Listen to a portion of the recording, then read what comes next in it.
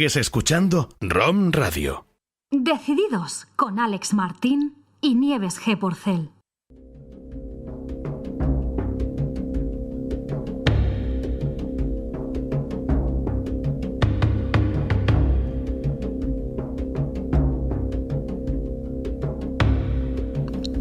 La vida no es lo que se supone que debe ser, es lo que es. La forma de lidiar con ella es lo que hace la diferencia. A veces la vida no coincide con nuestros deseos y expectativas, sino todo lo contrario. Pero no por ello debemos abandonar nuestra lucha ni el recorrido de nuestro camino. Aunque no podamos cambiar aquello que sucede siempre, podemos elegir la actitud que vamos a adoptar para enfrentarlo. Así, la vida emerge, sucede y continúa sin pedirnos permiso. La forma que elijamos para recorrerla determinará nuestro estado de ánimo y, por supuesto, la experiencia global de nuestros diferentes caminos.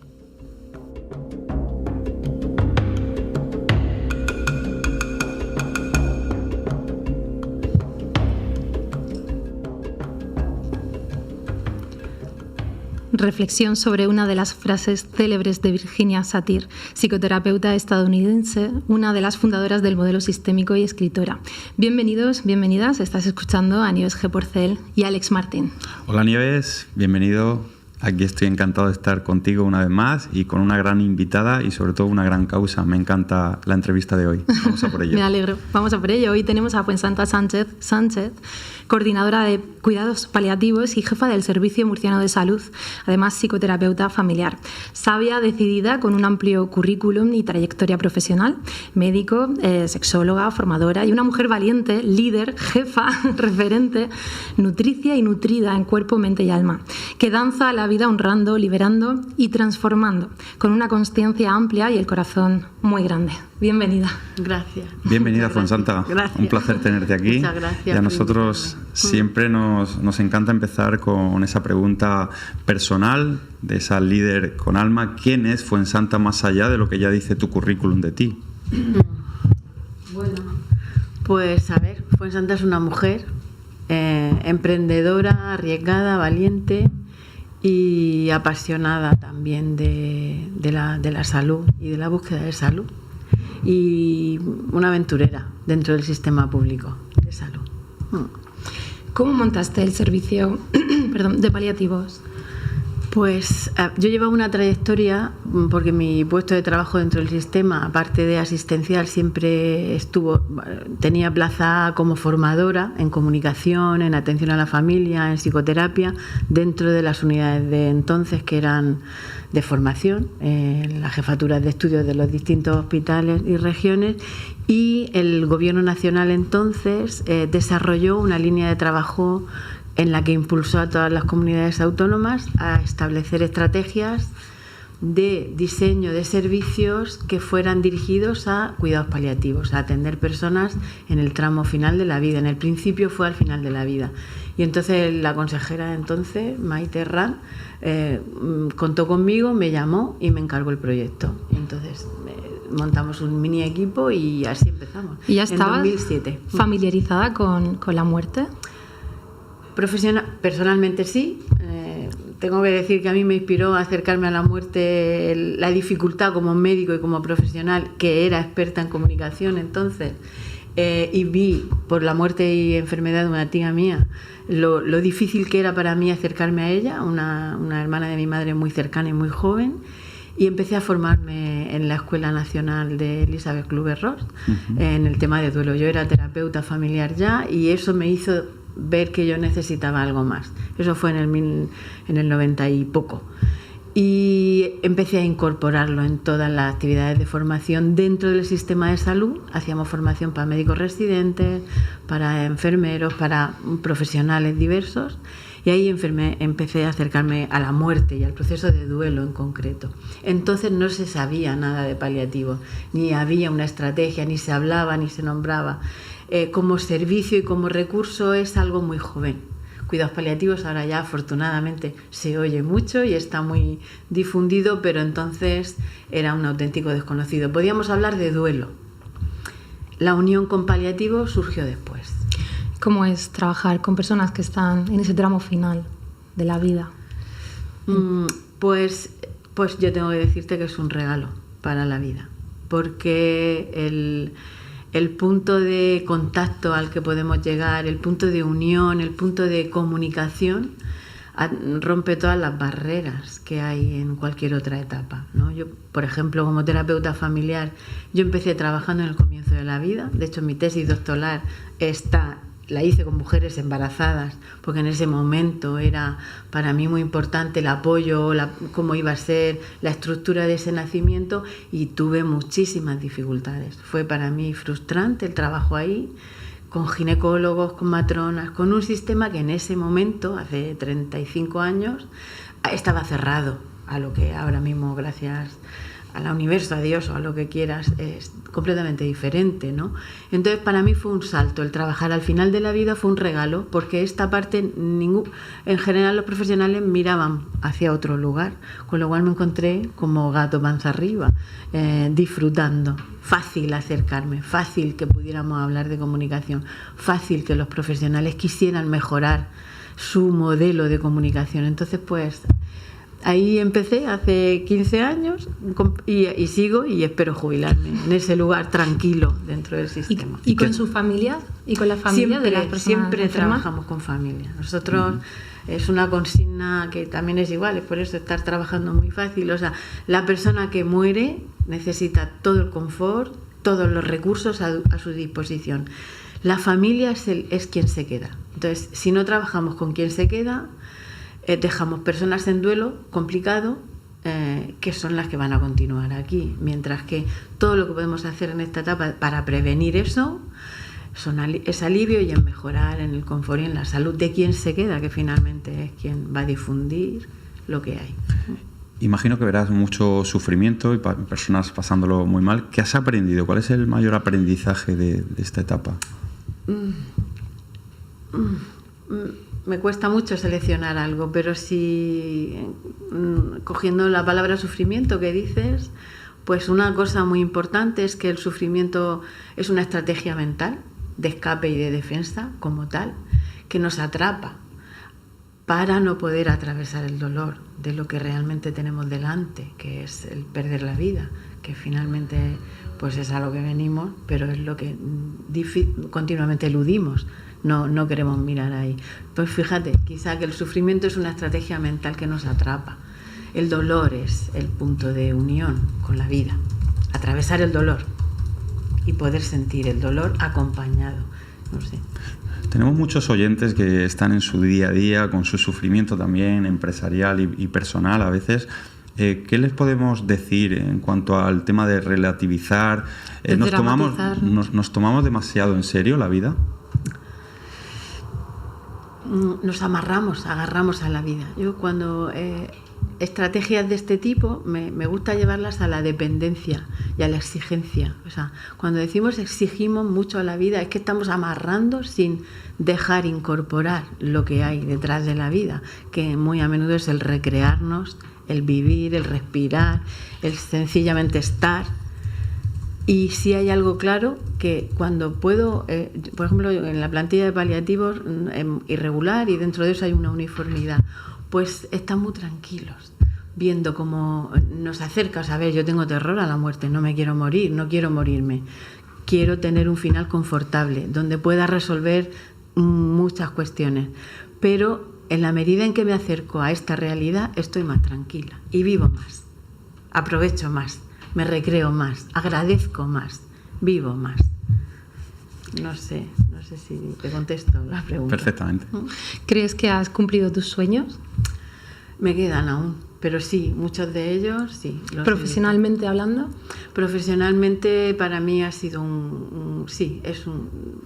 aún hoy soy mayor y no tengo tanto tiempo para la jubilación en el sistema público, y voy con gusto a trabajar y tengo ganas del encuentro con los profesionales de la plantilla que dirijo, y me siento a gusto, y creo que ese es el objetivo, por lo cual estoy satisfecha de donde he llegado. Me falta mucho, me falta mucho, también he de decir eso. En el trayecto, bueno, al empezar y emprender el departamento el servicio de paliativos, ¿con qué obstáculos te has encontrado y qué has tenido que superar? Me he encontrado con la estructura de profesionales que estamos acostumbrados y educados a trabajar con lo físico y asegurarnos el confort en lo físico, pero desconocemos las otras partes del ser humano, el mundo emocional en general, no todos, pero mucho, la parte espiritual, la parte social de la propia familia. Esa estructura biomédica, que es la que hay en el sistema público y en el privado de salud, a veces entra en contradicción con la de cuidados paliativos, de cuadrantes psicoemocional. Eso ha sido difícil. Ha necesitado todo mi plantilla profesional, esa es una de las partes en las que me siento mejor, que desde el principio ha sido un objetivo cuidar de los profesionales que trabajan en paliativos como un objetivo tan importante como atender a las personas con necesidades de cuidados paliativos, para que puedan sobrevivir dentro de un sistema que es hostil. Y es hostil por educación, no porque quieran, no porque hayan mala intención, sino porque la educación médica es biomédica. Un oncólogo tiene que trabajar para llegar hasta el final luchando, y si renuncia antes se va a encontrar con una sociedad enferma en contra. Y en paliativos vamos en contra de esto, lo sabemos. Entonces tenemos que asegurarnos que la plantilla esté cuidada para que pueda continuar ahí, ser comprensiva con el profesional y mantenerse, que no es poco, ¿no? Y Fuensanta, ¿hasta qué punto nuestro mundo emocional nos enferma y hasta qué punto las emociones son responsables de las enfermedades que tenemos? Participan igual, o sea, las emociones se dan en el cuerpo, no se dan fuera del cuerpo. Atribuimos emoción pues se da en el cuerpo, es una parte del cuerpo físico que provoca memorias que se quedan instaladas. Igual que una cirrosis. No sé si participa porque forma parte del cuerpo. Todo está conectado, todo es una unidad. Está conectado a la vez. No hay diferencia. La mirada nuestra es esta, ¿no? O sea, todo está conectado. Hay veces y lo que tenemos que saber elegir es qué profesional sabe mejorar o trabajar o acompañar en qué lugar, ¿no? Por ejemplo, yo cuando trabajo con médicos tengo que ayudarles a que sepan trabajar con el dolor, por ejemplo, que es algo físico que se da en el cuerpo. Pero el dolor no solo tiene un componente biológico, que sí lo tiene, ¿no? Hay los endógenos que provocan. También hay un componente emocional, que si no lo tratas a la vez, la morfina no tiene efecto, que es el fármaco estrella, ¿no? O los derivados. No sé si me explico. O sea, está en el mismo lugar. Lo entiendo perfectamente.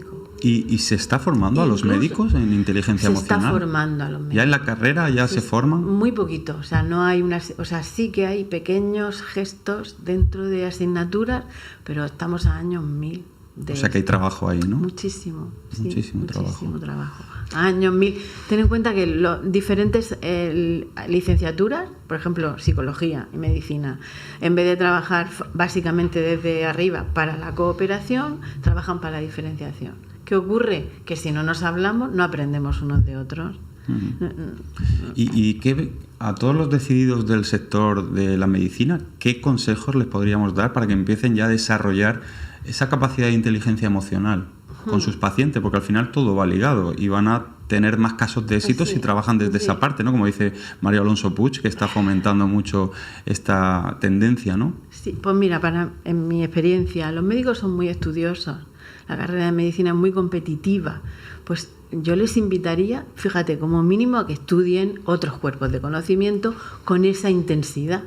Solo con esto avanzaríamos, porque no estamos hablando de otro tipo de ciencias ocultas que no están empíricamente demostradas por los métodos cualitativos o cuantitativos, son válidas, fiables, pero que no se estudian a nivel curricular. Entonces yo a todos los médicos con ganas, que son estudiosísimos que estudien lo que son las emociones, cómo se construyen, porque eso está descrito. Y que gestionen sus propias emociones y que también. Aprendan que necesitan. ¿Qué te hizo a ti mirar hacia adentro? A mí, tropiezos. Muchas veces tropiezos, errores, el no poder llegar. Empecé desde jovencica con mis propias dificultades a la vida y mis propias dificultades, por ejemplo, en duelo, lo que os he contado antes, la muerte de mi tía de una forma precoz, o no comprender bien mi papel dentro de mi familia de origen, y bueno, o no estar a gusto en el cole porque, bueno, pues mis circunstancias particulares, mi madre era una persona de referencia, profesora, que estaba en el colegio y para mí eso fue muy difícil en la escolarización, mi propia lucha interior. ¿Y qué te ha llevado a ser el líder, jefa? Y a inspirar e influir, porque lo haces de forma natural. La verdad fue un encargo de la consejería que vio el currículum y que apostaron por ahí, quizá porque también, humildemente, porque tampoco había tanta gente con ganas de estar en ese recurso. ¿Y a ti te gusta? Y a mí me gusta. Entonces me dicen, eres de las causas perdidas, me han dicho muchas veces, tú eres Fuensanta la de las causas perdidas. Y bueno, pues seguramente sí, que hay muchas cosas que he liderado y que han sido socialmente la causa perdida. Probablemente sí, tengo que pensar que sí, que es así, que están en dificultad, ¿no? Y donde siempre hay que trabajar la humildad para poder quedarse, porque si vas desde la arrogancia aquí sales del sistema, te escupe, pero directamente, ¿no? ¿Cómo son tu plantilla, tu equipo? ¿Cuántos Pues mira, sois? mi plantilla es vocacional, son 63 de plantilla estable.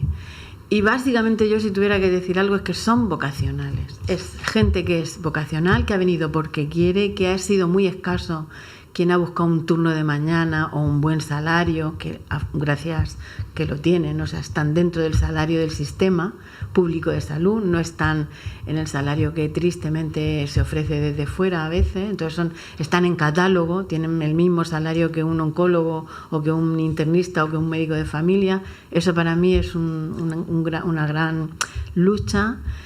Son vocacionales, han venido porque quieren, los pocos que vinieron por otra razón se fueron pronto, están dispuestos a crecer y a trabajar y a madurar y a mejorar y a cambiar y a retirarse cuando el protagonismo, yo también lo deseo y me encanta que me vean y que me miren, pero están dispuestos a retirarse para que el proyecto vaya adelante, y eso es muy importante en la sanidad, donde estaban muy poderosos, y hay que saber usar el poder en esa línea también, retirarte cuando tiene que salir por otro lado, ¿no? Y al final la gratificación nos la llevamos con cada paciente con el que estamos, con cada familia cuando la volvemos a ver a los 6 meses, y es que eso es así. ¿Cómo te sientes cuando una familia se acerca y te da las gracias por haber acompañado a un familiar en sus últimos días? Agradecida de que vengan, de que se atrevan, de que se acerquen.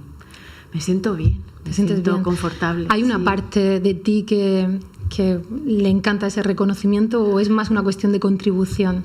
Las dos cosas. Hay una parte de mí que tiene un ego y que me encanta el abrazo y me encanta que me den las gracias y que me digan qué bien lo hacéis, y a la que yo me atribuyo una responsabilidad. Y luego hay otra parte en la que me siento, en la medida en que soy más mayor, más en que puedo dar lo que soy capaz de dar, y eso es la contribución que puedo hacer. Eso me hace, pues, no siempre buscar un trabajo remunerado, no conformarme con lo que hay, que es mi sueldo, que estoy satisfecha con él, pero hacer más por el mismo sueldo sin problema, en la que me siento que dejo una huella, que no son hijos, sino él. Muchas veces digo, pues ahí está el plan, ahí está escrito, o sea, ahí está, para que quien quiera lo siga. ¿Y cómo son los cuidados a tu equipo, a tu gente? Son impecables y son continuos, o sea, desde el comienzo del plan.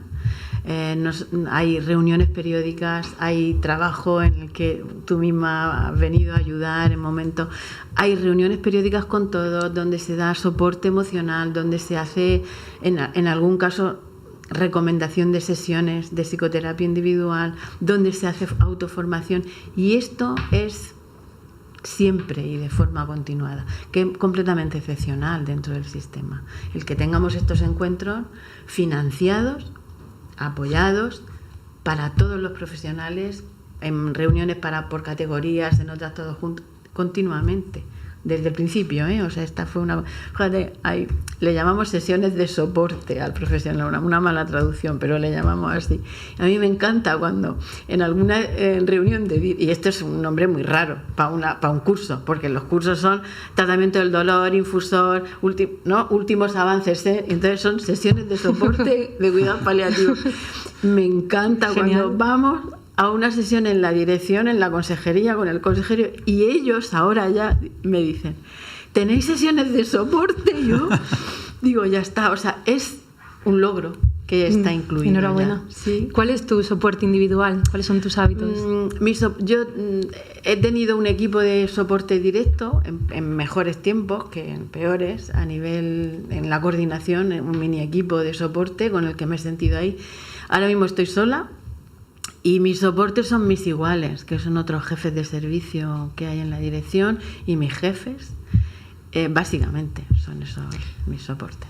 Y como mujer, ¿qué referentes femeninos has encontrado? Desde joven en cualquier área y ámbito de la vida. Vamos, mi madre, una de ellas, que era maestra, pedagoga, una gran luchadora en su época, y en ese sentido esa fue la primera referente. Y luego he tenido muchísimas mujeres referentes. Sarah Cobb como mediadora en California, Kluber Ross, que ella ya no estaba trabajando, pero sí la gente que trabajaba con ella. Virginia Satir, vamos, muchísimas mujeres, muchísimas, sí que hay, afortunadamente. ¿Tú siempre has sido una mujer fuerte y empoderada? He sido una niña rebelde desde pequeñita, y sí, probablemente sí, rebelde, sí. ¿Qué patrones de pensamiento, emociones están en esas personas que están despidiéndose de la vida? Pues el que han tenido. O sea, para mí el final de la vida es una foto, y la forma de presentación es una foto rápida de cómo ha sido tu vida. O sea, en mi opinión, morimos como hemos vivido. Tiene mucho que ver y mucha relación la forma de morir y la forma de afrontar en cómo somos. Ahora, te voy a decir algo. Es una etapa que sí es consciente, no es una muerte súbita, sino es una muerte anunciada, que en paliativos en general entramos a ayudar en los 6 meses previos a la muerte. Es una gran oportunidad, porque si estamos suficientemente acompañados, es un momento en el que somos capaces de darle la vuelta a muchas experiencias que están a medio, dejar las cosas tranquilas y calmadas para el que viene y dar un gran vuelco. Entonces, la mejor estrategia es estar bien acompañado y bien asesorado por buenos profesionales.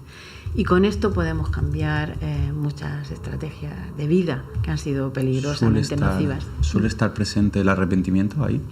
Muy a menudo, sí, la culpa en la sociedad nuestra. Sí. ¿El no haber sido valiente para también el no haber tomar decisiones? Sí. Para lanzar ese proyecto, para el tomar aquella decisión. A medio, el no haber dicho suficiente veces te quiero, el no haber dado lo que tenía, el no haber compartido con... Sí está así. Gran enseñanza, ¿eh? La muerte. La muerte no solamente del cuerpo, ¿no? De nuestra persona, sino también la muerte, pues, ya llevándolo al terreno empresarial, ¿no? y profesional, pues, de algunos proyectos que también, pues, y dentro de este camino de emprendedores, como dicen, hay muchísimas empresas, sobre un 90% de empresas que a los 3 años pues terminan cerrando, ¿no? Pues también tiene su proceso de duelo y su aprendizaje. ¿Y qué le podríamos decir a esos emprendedores que tienen que cerrar, y que a lo mejor luego tienen que volver a emprender? Igual que la pareja, ¿no? Que se despiden que cierre bien, que haga un proceso de reconocimiento de lo que ha sido, para que esto le sirva de pilar para el nuevo proyecto. Para mí es muy importante que no salgamos huyendo de esa pérdida, de esa muerte, de ese cierre que es tan habitual. Salir huyendo me deja a mí sin el poder que me ha dado la experiencia que sea. Y con carga, y con culpa. Toda la carga. Eso es un lastre luego para el siguiente proyecto. ¿Qué dirías que es la felicidad para ti? La felicidad para mí es pequeños momentos de satisfacción y alegría. ¿Nos podrías traer aquí algún recuerdo que te haya marcado? muchos, es que son tantos. Qué bien. Pues algún recuerdo, muchísimos. O sea, por ejemplo, me acuerdo de una mujer con cáncer de mama que estuvo, porque esté relacionado con el tema, que estuvo casi 5 años en una situación muy compleja. Y en las últimas semanas de vida quiso grabar un programa donde ella contó toda su historia de enfermedad, y lo hizo de una forma que fue un regalo increíble. Y también otra persona con un linfoma, otro hombre, que brindó su testimonio entero para un audiovisual que hicimos, que fue un regalo. Y fíjate, y curiosamente murieron. Eran procesos muy largos, esos me provocaron muchísima satisfacción. Después de revelar esto en público, murieron al poquísimo. Llevaban años. Algo tenían que dejar aquí antes de irse, ¿no? Vamos a proponerte un juego, es el de terminar la frase, ¿vale? Nosotros te decimos la primera parte. ¿Empiezo yo? Venga. El amor para mí es... la cara alegre del dolor. Tengo miedo de... el dolor físico. De niña jugaba a las casicas, a las prendas, a los príncipes y a las princesas, al churro me llaman gamangoteo, muchísimas cosas. Me reencarnaría en Fuensanta. Sí mismo. Para terminar de vivirme. Pues muchas gracias. Gracias, Fuensanta. Seguimos contigo ahora, en la tertulia. Gracias.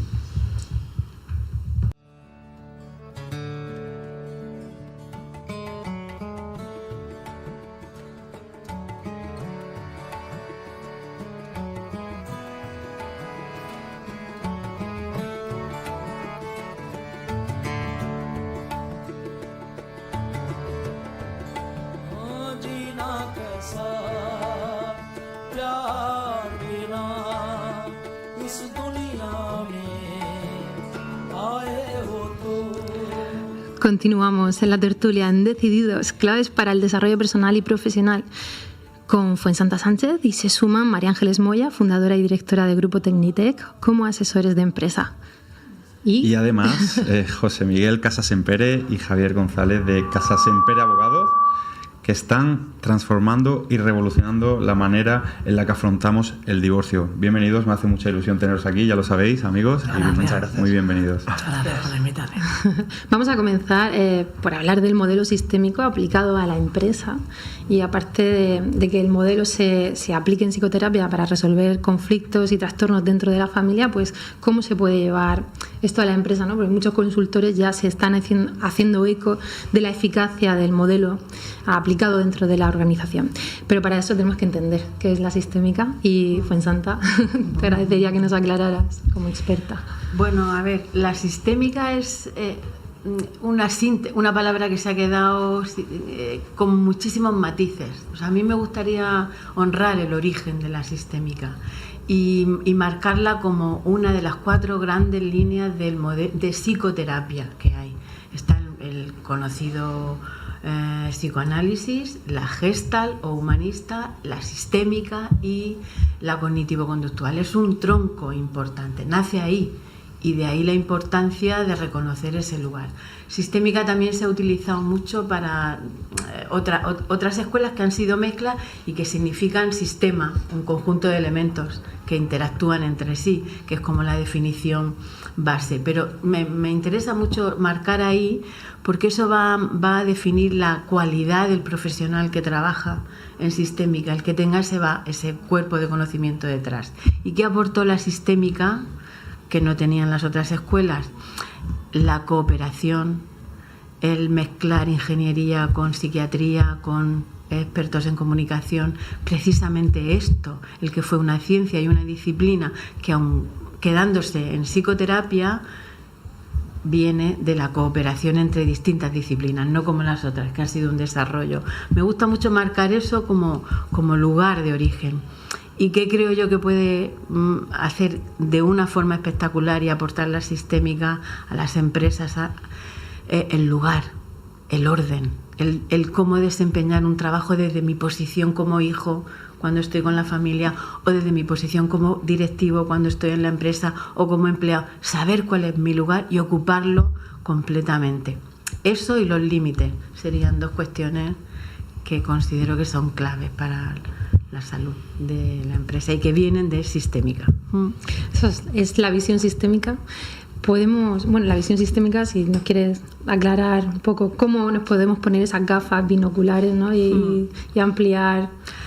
Yendo más allá de la parte, buscando más en las matemáticas modernas. Ya aportaron, no sé si ya tenemos edad en la que empezamos estudiando conjuntos de elementos desde una visualización gráfica en la que vamos más allá de cada parte pequeña o de cada trozo en particular. Cada trozo va a necesitar su trabajo, su responsabilidad, ocupar su lugar, ser el que tiene que ser, pero lo importante es echar un paso atrás para mirar el todo, el conjunto. Eso va a dar mucha vida al sistema en sí. Y a veces pues nos quedamos en la parte ahí, venga, y nos perdemos. Además ahora es muy importante porque estamos en una era en la que hay equipos multidisciplinares en los que no tenemos muy claro a veces en qué departamento estamos, e incluso cuando tenemos muy claro nuestro departamento, es como que nuestros objetivos van por delante de los objetivos del otro departamento, y ahí es cuando tú dices que los límites son muy importantes y la cooperación, ¿vale? Yo voy a por mis objetivos y te voy a ayudar además a conseguir tus objetivos en tu departamento y vamos a buscar esa sinergia. Creo que es clave, ¿no? Esa gestión. Sí. Vamos a abrir la tertulia a María Ángeles y a nuestros amigos de Casa Sempere, Javier y José Miguel. ¿Cómo podemos jugar diferentes roles cuando formamos parte de una empresa familiar? Porque la sistémica aplicada a la familia, aplicada a la organización, pero ya cuando se juntan las dos cosas, familia y trabajo, ¿qué hacemos? ¿Cómo precisamente nos separamos, no? Al final, en torno a lo que gira una empresa es la persona, y creo que los pilares más importantes de toda empresa y de cualquier faceta que hacemos en el día a día está en el crecimiento de uno mismo. Todo gira en torno a ello. A nosotros nos gusta mucho decir que como haces una cosa, así lo haces todo. La coherencia es lo que creemos que es el punto de partida a la hora de establecer esta sistémica en una empresa. El ser consciente que la empresa no va a crecer más de lo que tú crezcas como persona.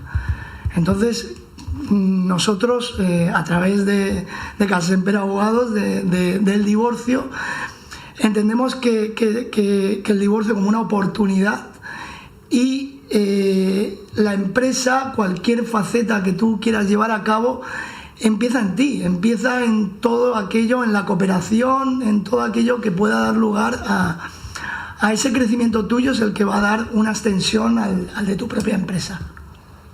Lo que pasa es que muchas veces es cierto que se inicia una empresa o se llega a una empresa familiar donde se incorporan los hijos y falta esa parte, esa formación de la persona. Tienen formación de conocimientos, pero no se forman realmente en habilidades. En la mayoría de los casos incluso se intenta separar. No, en la familia somos la familia y en la empresa es la empresa. Y al final son las mismas personas. Es el padre, son los hijos. Y desde luego hay una cosa muy clara que a mí me gusta mucho de la sistémica, y es mirar desde la perspectiva. O sea, ponerte en una posición de observador. Y cuando tú te pones en posición de observador, realmente es que ves tanto y se pueden solucionar tantos problemas. Qué difícil eso, pero es tan difícil. Claro, suena muy fácil, ¿verdad? No, pero es muy fácil cuando realmente tú ya te formas en ello y cuando tú empiezas a verlo y aplicarlo en tu vida. El gran error de la empresa es no tener esa formación como persona. Empezar exactamente la comunicación. Yo creo que una de las primeras habilidades que tiene que tener un empresario es saber comunicar. Y si además eres empresario de un grupo familiar, con mejor motivo, porque los grandes errores son la comunicación. Sí, hay una sugerencia divertida con la empresa familiar, que es que en las comidas familiares no te traigas a la empresa y no resuelvan. O sea, el poder estar en el comité de dirección de empresa y hablar de lo que hay que hablar, apretar, ajustar y madurar todos, pero luego en casa Saber separar. Tenemos el ocio, ¿no? A veces esa propia mezcla nos atrapa y no nos deja crecer, o no nos da escenarios de libertad. Yo apuntaría ahí también, hay una circunstancia muy importante que muchos directivos de empresa, sobre todo los que han tenido éxito, que no terminan de asimilar tampoco, y es el hecho de que puede ser tu pasión, puede ser lo que tú estás viviendo, puede ser realmente lo que tú quieres hacer en tu vida, pero no el sueño y la vida de tu hijo. Y en muchas ocasiones lo que hacemos es querer dirigirlos hacia el negocio familiar, y a lo mejor esa persona ha venido a este mundo a hacer una cosa completamente diferente y el negocio realmente familiar no es lo suyo, no es su vida. Entonces en muchas ocasiones los padres, por desgracia, lo que hacemos es apagar los sueños y la vida de los hijos, y ahí es donde yo creo que como empresarios también nos estamos equivocando, que hay que darse cuenta de que, oye, ese negocio familiar puede ser tu vida, tu sueño, tu pasión, pero no la de tu hijo. Y eso es importante también tenerlo. Es una cuestión de no llenar huecos, ¿no? Sino de realmente saber entender a través de la comunicación y a través de los expertos en sistémica, oye, ¿para qué soy bueno? ¿Qué quiero hacer? ¿Y qué he puesto ahí en la organización para cubrir ese rol? No simplemente llenar huecos. Por eso es muy importante el autoconocimiento de que toda la familia y todos los empleados nos conozcamos entre nosotros a través de la comunicación y a través de ejercicios que hay para eso, y así pues nos vamos colocando todos en los roles que nos tenemos que colocar. A lo mejor ese es uno de los motivos, lo que comentas, Javier, que para que luego en el cambio generacional, ¿no?, vaya mal. Porque si no es mi sueño, no es mi vocación, al final ni siquiera voy a tener la actitud necesaria para aprender y para saber llevar esto, ¿no? ¿Cómo se puede hacer ese cambio también generacional? Y mantener lo que estaba, pues, y innovar sobre eso. O sea, trabajando para que los hijos no sean nuestros, ni nuestro proyecto, sino el suyo, en esa conciencia testigo que decías tú antes, trabajar el de estar desapego. observando, sí, trabajar Gafas el desapego sistémicas. Totalmente. Y muy a menudo en la empresa familiar, depende de también la dimensión, el tamaño, ¿no? Pero en la mediana, pues hay veces que el hijo tiene que recorrer el camino suyo y luego vuelve desde otro lugar de aprendizaje. Y esto también, el testigo de esto a veces también es duro para los padres, ¿no?, cuando están en la dirección. Pero bueno, desde la diferenciación y desde el desapego. ¿Qué es la diferenciación? El ser capaz de encontrar mi propio proyecto más allá de la línea de guía de mis propios padres, coger de ellos lo que me parece que quiero y no, y poder hacerlo fuera, ¿no? Hay veces también que en grandes empresas es más recomendable que el hijo o la hija esté fuera y tenga un sueldo que participe en el consejo de dirección. Te diría que en un 90% de los tenerla casos. mantenida, sí, ¿no? Y que haga su propio proceso. Muchas veces es una carga, ¿no? Están forzados. Para ellos exactamente es un esfuerzo. Y además generan, por su forma de comunicar, yo soy un amante de la comunicación, creo que es importantísima. Entonces generan tal conflicto, pero es porque no están viviendo su verdadera realidad, su verdadero deseo, su verdadera... Y no están en su propósito. No están en el propósito de su vida. Y los padres no escuchan muchas veces, no les piden su opinión, también se cometen muchos errores, exactamente, porque cuesta mucho. Es tu hijo, lo has criado, lo has educado, todo tu esfuerzo, todos tus años, y entonces tú quieres que continúe a imagen y semejanza tuya, y eso es el gran error. Es así. Y luego estamos en el Mediterráneo también, otro detalle, la cultura que nos envuelve, la familia ha de estar en unos niveles de conexión que no ocurre en otros lugares, y ese nivel de conexión que no permite que yo tenga un movimiento, una libertad, una búsqueda de propósito. Tiene mucho que ver con el modelo de familia que tiene que haber también, vivimos aquí, ¿no? Tiene que haber mucho crecimiento por parte del que ha creado esa empresa. ¿Por qué? Porque tiende a querer marcar las pautas de desarrollo y quiere que todo se haga a su imagen y semejanza, y que cuando se da ese salto generacional lo que suele ocurrir es ese enfrentamiento. ¿Por qué? Porque el que viene, el joven que se incorpora a la empresa, quiere también dar sus pautas, marcar su estilo, el probar cosas nuevas, porque de ahí esa savia, ¿no?, de juventud, que tiene esa fuerza, esa pasión por querer hacer cosas. Ahí es un problema con el que nos encontramos con muchas empresas familiares, el problema de la visión. Viene desde hace muchos años, y quien inicia esa empresa tiene una visión que a día de hoy, por las circunstancias, por la mentalidad, por el cambio, por cómo avanza el día a día, puede ser muy diferente a la visión que los nietos o los hijos puedan tener o puedan aportar. Yo creo que ahí el liderazgo del que se habla, el comunicar, el adaptarse y aceptar a los nuevos tiempos, el sacar lo mejor de cada uno de la familia. Qué fácil es que cuando estamos en una mesa comiendo y preguntas por qué es lo mejor que hace tu hijo, tu hermano, sale todo y qué difícil es luego llevarlo a la empresa, el no aprovechar esas grandes cualidades de cada familiar. Cómo ahí entran otro tipo de intereses que nos nublan a la hora de sacar el mayor beneficio y sobre todo el mayor disfrute de la familia también en el ámbito empresarial. Sí, entonces ahí importantísimo compartir el rumbo y ver si hoy estamos alineados en el rumbo que hasta ahora llevábamos, porque hay una generación que entra nueva que también tiene que compartir ese rumbo, si no, no van a remar al mismo ritmo que remaban los anteriores, está claro. Es fundamental. Entonces, diferenciación. Claro, es tener una misión y una visión de la empresa y un horizonte. Que es dinámica. Que dinámica. Y además va cambiando. Y es verdad que sobre todo cuando hay más de un hermano o hay más de una persona, no van a coincidir en la mayoría de los casos. Claro. No van a coincidir porque cada uno tiene unos intereses personales y una forma de ver y de enfocar su vida. Hay otra cosa para mí que también es muy importante y es el escenario de libertad. O sea, estamos ahora mismo en un momento en el que hacemos crecer las libertades, significa que somos capaces de discutir y quedarnos tranquilos. Y discutir, si no somos libres, discutir es una amenaza. Sí, entonces yo reprimo, yo callo. Pero cuando podemos marcar escenarios de libertad, esto ya empezamos a tener que airearlo de libertad y respeto. Tengo que poder, o sea, me gusta mucho marcar esto. Yo tengo que saber cuándo apoyo emocionalmente, que aquí es incondicional y aquí no tengo palabras, y cuándo tengo que discutir y sacar mi parte más dura y más contraria a la tuya, y que eso no tenga ninguna consecuencia, nada más que favorable, no desfavorable. Correcto, que no estoy en contra tuya, simplemente mi opinión es diferente. Traigo mi opinión. El arte de discutir. Y luego no la uso fuera, no la uso. Claro, pero claro, eso saben mucho aquí nuestros amigos.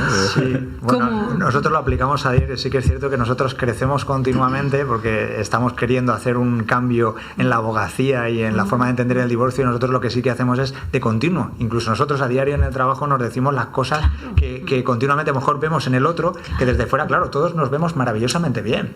Pero a lo mejor a los ojos del que nos está viendo enfrente, que además es el mejor espejo para ver dónde tenemos que crecer, es donde nos marca y nos dice, oye, que sepas que tú a lo mejor estás dirigiéndote hacia este camino y no es el más adecuado. Claro. Y eso es lo que nos ayuda de verdad al final, y en la empresa familiar es exactamente lo mismo. O sea, si escucháramos más, nosotros lo decimos mucho, si escucháramos más y no habláramos tanto, probablemente creceríamos más y iríamos más alineados en ese aspecto. O por ejemplo, podemos separarnos o no. Si tenemos que separarnos, tenemos que hacer un esfuerzo enorme para separarnos y no en mantenernos juntos, porque es una elección. Total, o sea, yo me puedo separar tantas veces como quiera, si me lo permiten mis ideas religiosas o mis creencias.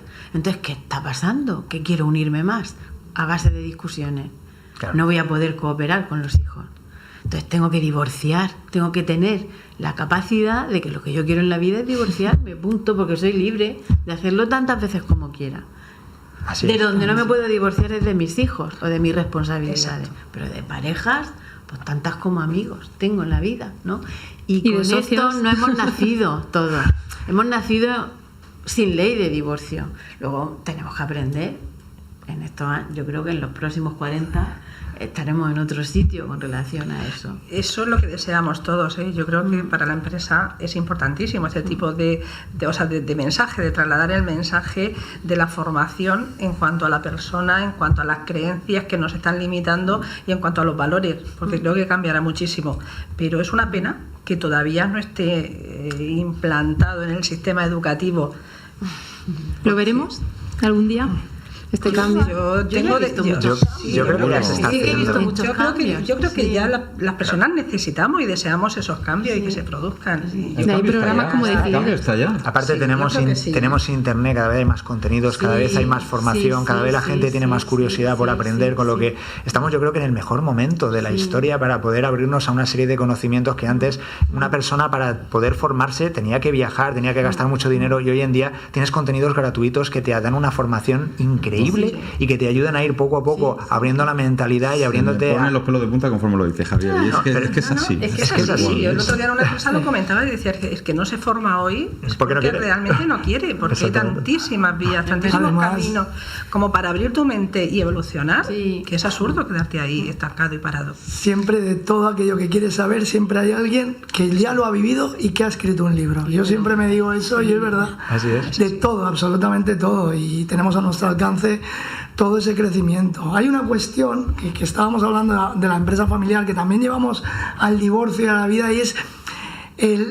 cómo nos tomamos todo desde el punto de vista personal y cómo encima lo hacemos con las personas que más queremos, cuando realmente son los mejores maestros.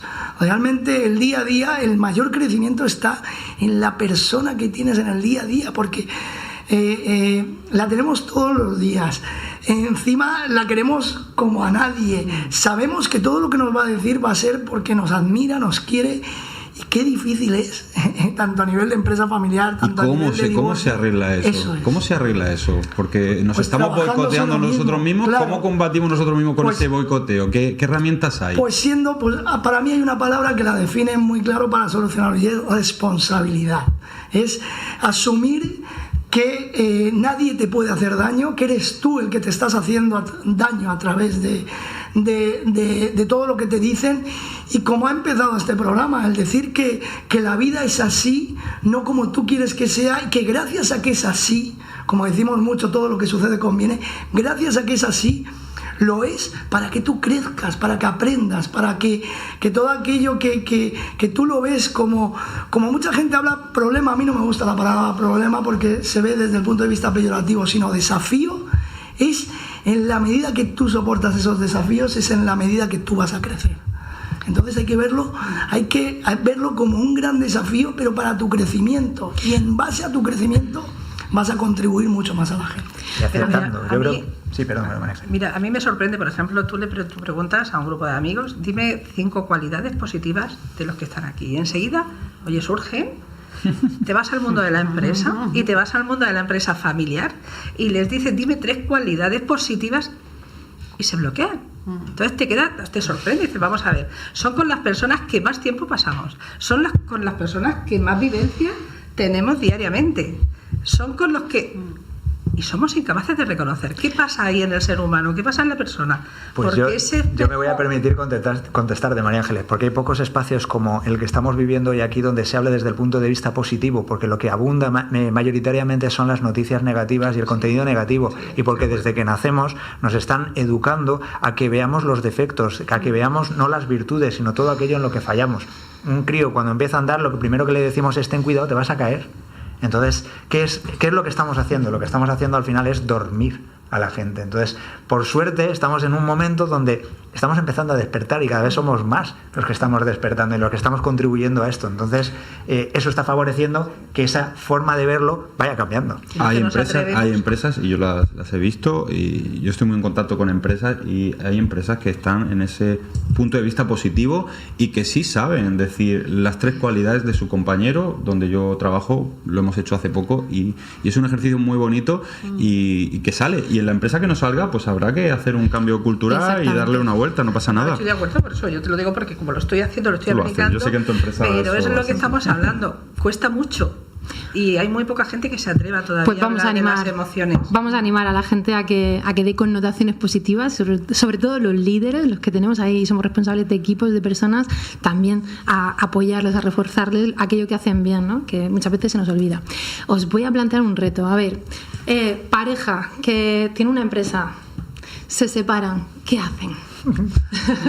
Se separan sentimentalmente, pero ¿qué hacen como socios? Lo primero que van a hacer es discutir, porque es lo que hace todo el mundo cuando inicia el procedimiento de divorcio. Ahora nos puede sorprender, si han tenido crecimiento interior, pueden hacerlo de una manera completamente madura y responsable, igual que se unieron en su momento y se encontraron como pareja y decidieron hacer un proyecto de vida en común y que que incluyó a hijos y todo el proyecto que han hecho, pueden hacer esa separación de la misma manera. Lo ha dicho antes Fuensanta muy bien, es el hecho de decirme, oye, nos podemos separar, lo aceptamos y nos separamos como pareja. Podemos continuar en el rol, porque eso va a continuar para toda la vida. El rol de padre y madre, nosotros lo decimos mucho, hay una frase que siempre dice José Miguel, y es que para los niños los padres son los reyes y las madres son las reinas de la casa, y eso no va a cambiar para ellos. Entonces, tenemos que seguir dialogando. Entonces, negocio en común. Yo, por ejemplo, he vivido la experiencia a nivel personal. Yo tenía el negocio con mi mujer y teníamos todo en eso en común. ¿Qué ocurrió? Pues fue la hecatombe, pero era la hecatombe porque yo no estaba preparado en ese momento, yo no tenía el crecimiento. A mí el dolor... Las herramientas. Claro, el dolor del divorcio me llevó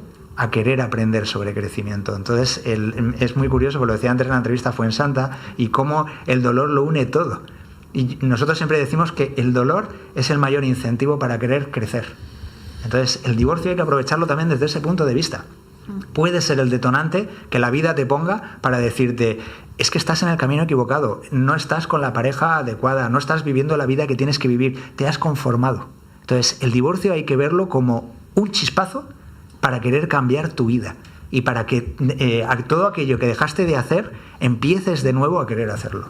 Así lo vemos nosotros. Sí, y por añadir, hay que entender que la empresa es un hijo más.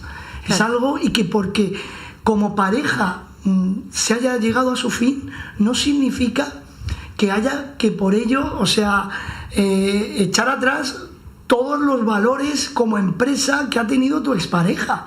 Si es una gran líder, si ha sido una gran... Siempre lo decimos con los niños, porque es un ejemplo muy grande. Aquella persona a la que tú estás señalando y ahora culpabilizando, es aquella a la que decidiste ser la madre o el padre de tus hijos. O sea que algo mucho bueno has tenido que ver en ellos para darle esa oportunidad de compartir contigo un hijo. Pues con una empresa igual. Una empresa es un hijo más, y que se puede seguir compartiendo desde el punto de vista empresarial, porque se termina el amor de pareja, pero no por ello se tiene que terminar la visión y el amor por un proyecto común de ayudar a la gente.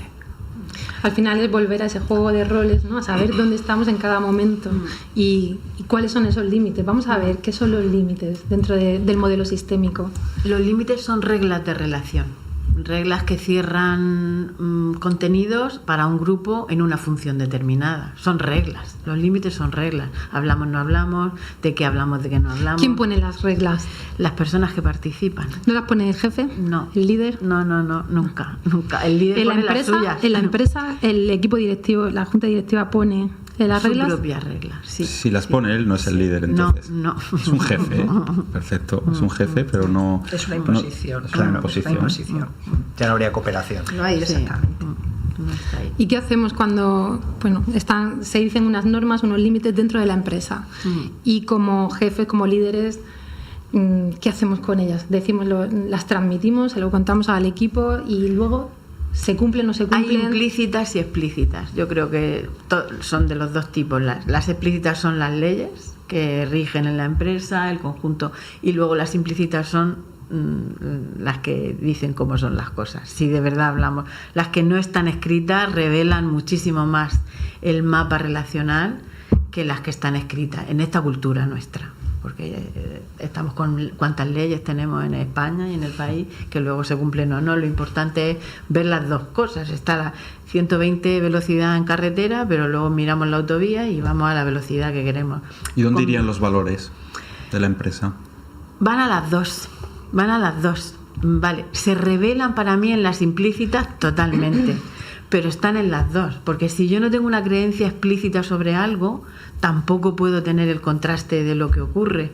Y a veces esto también lo obviamos, ¿no? Sí, es lo primero que tiene que conocer el equipo, realmente los valores que tiene la empresa. Si no conoces los valores, no te puedes alinear con ellos. Sí, eso es. Entonces, al final, yo creo que es uno de los pilares principales de Pero muchas empresa. veces se ponen los valores, incluso se ponen ahí en las paredes, ahora está muy de moda eso.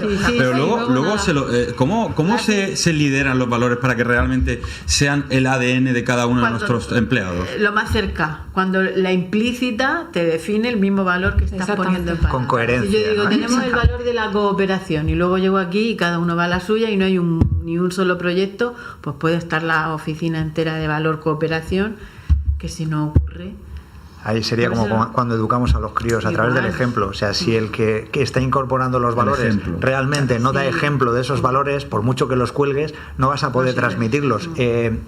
Una empresa es como una familia, lo hemos dicho ya varias veces, y tiene que ser, las personas con las que te rodean tienen que vivir, respirar y sentir ese proyecto. Si realmente no sienten ese proyecto, van a ser un trabajo nutricional que van a ir a pasar un tiempo y punto. Mejor fuera cuando, por ejemplo, dentro de un equipo, de un sistema, vamos a imaginar que esa persona no comulga con los valores, los que están implícitos y explícitos. ¿Qué hacemos con esta persona? Está ahí por una cuestión económica, ¿no? Pero depende. No, por ejemplo, en el sistema público de salud, las reglas son muy estrictas y es muy difícil, y hay muchas personas dentro, y eso forma parte de que el proceso no sea tan ágil como en un público, ¿no? En un privado. Hay personas dentro del sistema de salud, por ejemplo, que no comulgan con los valores de sociedad y que hay ahora mismo, y están dentro. ¿Y en la empresa privada? En la empresa igual, en la privada pues está el hijo. ¿Qué hace? ¿Sería un síntoma de que el sistema o en la jerarquía más alta algo no está bien? ¿O es un síntoma de que esa persona no tiene que estar dentro de ese sistema? ¿Qué mirada? Depende, o sea, para mí la mirada no es expulsión o no, a veces hay redefinición dentro del sistema, desde luego es ponerlo en valor y atenderlo, pero no siempre es que vaya fuera, hay veces que también sirve de motor para que la empresa evolucione, esas posiciones díscolas o inoportunas, ¿no? No lo sé. A mí me gusta porque lo hemos vivido mucho en Casa Semper Abogados, que al final el proyecto va por una línea y tienes que hablar con la gente que llevan muchos años con ellos. Y al final, como dice Fuensanta, depende. A mí me gusta sacar una primera lectura, que es la de la responsabilidad mía al 100% de qué me ha faltado a mí para transmitir esa filosofía, de por qué esta persona no ha tenido la percepción de mi proyecto y de mi visión. Y luego hay una segunda que es, pues que lo hemos hablado antes, que hay que desapegarse, no supervisamos la norma, los valores. Sí, ¿supervisamos o los desapegamos? Lo supervisamos. Los sostenemos continuamente, sí. Los valoramos, ¿no? Sí, los valoramos, los practicamos, pero aún así, cuando alguien al final no los ha percibido dentro, día a día en el que estás, algo como empresario, pues no los hemos transmitido lo suficientemente como nos gustaría transmitirlos para seguir ese proyecto, porque al final no hay que olvidar que el destinatario final son la gente, los clientes. Y a mí, cuento una anécdota porque me pasó con la última persona después de 5 años formándola. Llegó un momento, se lo dije, mira, me siento como si fueras mi mujer. Te lo digo claramente, te quiero mucho, te aprecio, te admiro. Digo, pero vamos en una línea muy diferente. A ti no te gustan los divorcios, no te gusta el crecimiento personal, no te he sabido transmitir esa visión desde el punto de vista y al final es que no queda otra. Es que no solo te estoy ayudando a ti inconscientemente porque estás en un sitio. Yo creo que al final los valores, si son poderosos, si son coherentes los empresarios como lo llevan a cabo, al final de donde van y ponen en orden tu día a día en la empresa y en la empresa familiar mucho más. No, ahí no estoy de acuerdo. O sea, en la empresa, son fuertes. En la empresa sí, cuando tú realmente tienes socios o tienes empleados. En la empresa familiar a veces es más complicado porque son hijos. Claro. Y entonces muchas veces el gran error que comete un padre es llegar y tener 2, 3, 4 hijos y llegar y ponerlos todos por igual y todos con responsabilidad y ese es un gran error. Es un problema de entonces liderazgo, hay que trabajar más que de empresa familiar. Pero al final es una cuestión personal, María Ángel, pero yo lo he vivido. Yo vengo de una empresa pero no te familiar. encuentras muchas veces con ese empresario que está dispuesto a cambiar, a abrir, a prepararse y si no está dispuesto a cambiar, María Ángeles, tienes que cambiar tú. Yo me fui de la empresa familiar. O sea, yo cogí mi camino completamente diferente y dije, vale, no comulgo con los valores, no comulgo con el proyecto, no estoy en mi pasión, y que dije, lo siento, no me dejo apagar. Entonces yo lo que sí sentía claramente es que tenía que avanzar. Después hay que tener la visión, como por ejemplo tuvo José Miguel Casas Empere, de cuando yo me aproximé a él y nos atraímos en esta vida, de él cambiar por completo el ritmo y la dirección de su empresa para coger un proyecto que va vinculado al tema del divorcio. ¿comprendes? O sea, y él sí que lo supo ver y dirigir, y ahora, bueno, pues ¿qué? Pues estamos realmente en un enfoque muy, muy práctico, pero en muchas ocasiones es que siempre cometemos el mismo error, queremos cambiar al de enfrente, vamos a cambiar nosotros. Justo, o sea, que ese es el gran error de la empresa familiar, estoy totalmente de acuerdo. Es decir, yo no tengo nada que cambiar, siempre tengo que modificar los comportamientos, las actitudes y la forma de ser de la otra persona. Balones fuera, ¿no? Vale, balones fuera. Entonces, ese es el gran hándicap, por eso fracasan. Sí, yo estoy totalmente de acuerdo contigo, por eso fracasan muchas veces las empresas familiares. Sí, estamos alineados. Hemos dicho muchas cosas, coincidimos, ¿no? Pues eso, en claves pues para hacer esos cambios generacionales, para poder trabajar en diferentes roles, y son diferenciación, conciencia testigo, gafas sistémicas, autoconocimiento, misión, visión, las normas dinámicas adaptadas a los nuevos tiempos, tener un escenario de libertad, de respeto, hacer crecer también desde ese lugar, y responsabilidad. Todo esto lo habéis dicho vosotros. Y nos vamos a despedir ya. Sí, yo antes me he quedado con ganas de decir a esa pareja que has planteado, ¿no? Yo los sentaría con un café tranquilamente a resolver la pregunta: ¿cómo vamos a convertir este reto o este fracaso en una grandísima oportunidad de tener una vida mejor? Gran pregunta. Pues, ¿qué te parece que sea ese el reto de esta semana, o tienes otro?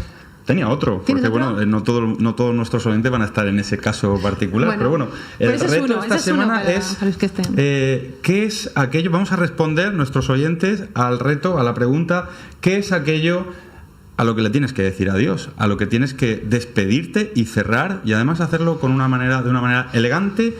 ¿Y cuándo lo vas a hacer? Porque la fecha también es importante, ¿no? Pues nada, no posterguemos. Os invitamos a todos a que os suméis al grupo de Facebook de Decididos, y también compartáis con nosotros pues todo lo que Alex nos propone cada semana.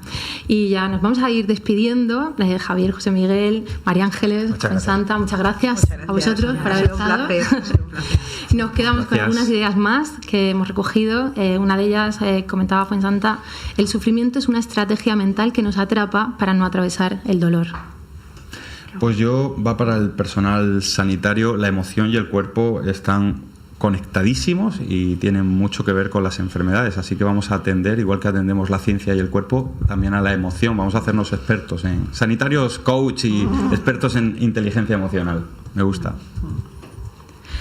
Y ahora nos vamos a despedir, pero antes vamos a hacer una breve práctica, nuestra píldora con alma. Bueno, ya sabemos que para poder relacionarnos con los demás de una forma sana, amorosa y eficiente, pues qué importancia tiene el cómo nos relacionamos con nosotros mismos.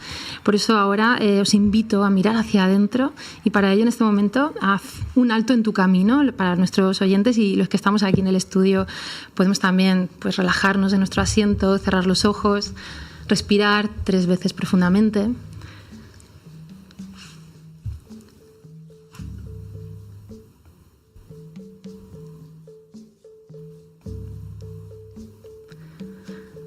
Date cuenta de cómo te sientes en este momento.